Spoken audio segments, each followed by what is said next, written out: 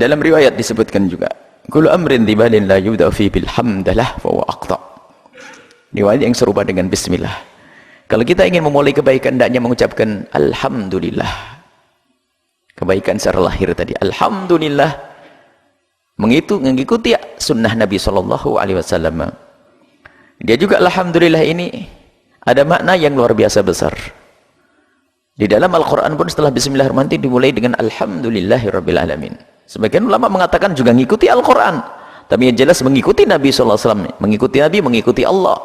Nabi menganjurkan kita untuk memulai dengan alhamdulillah, yang mana alhamdulillah adalah menyadari bahwasanya tidak ada karunia yang bertebaran di semesta ini, termasuk yang ada di dalam dirimu, kecuali itu adalah dari Allah Subhanahu wa ta'ala. Dan tidak ada kebaikan yang dirasakan oleh seorang hamba atau kebaikan yang dirasakan seekor anak kucing dari induknya kecuali karena kebaikan Allah Subhanahu wa ta'ala. Maka serta merta seorang hamba yang menyadari ini semua mengucapkan alhamdulillah, segala puji hanya milik Allah. Dan Allah terpuji dalam keadaan apapun, Allah selalu terpuji dan terpuji, baik saat Allah memberikan kebaikan kepada seorang hamba atau di saat menguji seorang hamba, tetap Allah adalah maha terpuji. Sehingga alhamdulillah, segala puji hanya milik Allah. Tidak ada pujian kepada seorang hamba secara sesungguhnya. Bahkan kebaikan manusia agung Nabi Muhammad semuanya kembali kepada Allah Subhanahu wa ta'ala.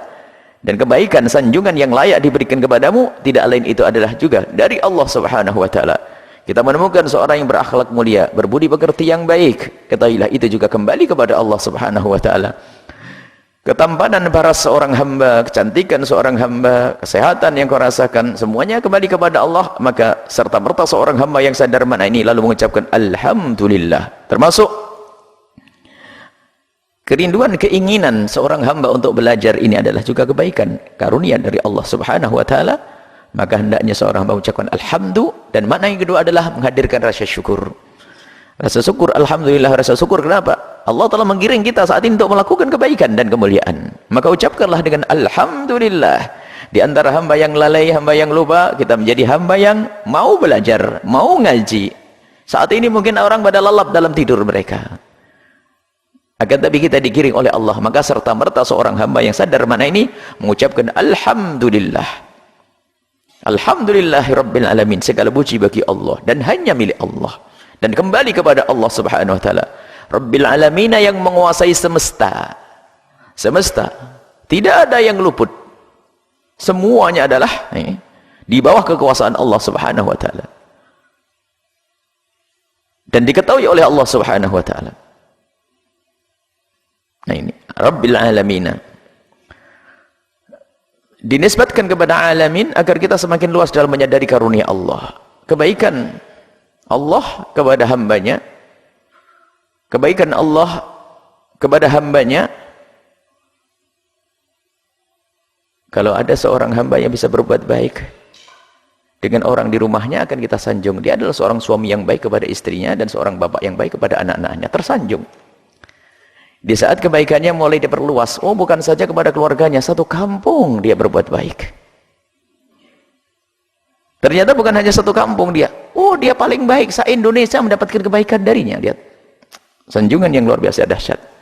Akan tapi untuk Allah, tidak hanya untuk negeri kita, tapi alamina, semesta. Maka sanjungan yang sesungguhnya. Kemudian setelah mengucapkan alhamdulillahirabbil alamin, alhamdulillahi haqqa hamdih. Cuma di sini tidak Rabbil Alamin, kita tambahkan dari mengikuti kepada yang ada di dalam Al-Quran. Haqqa hamdih, dengan pujian yang sesungguhnya. Kita memuji kepada Allah dalam makna menyadari nikmat Allah yang pertama, yang kedua dalam irama syukur kepada Allah. Haqqa hamdih, dengan syukur yang sesungguhnya, dengan pujian yang sesungguhnya. Haqqa hamdih. Dan makna haqqa hamdih ini sebetulnya apa?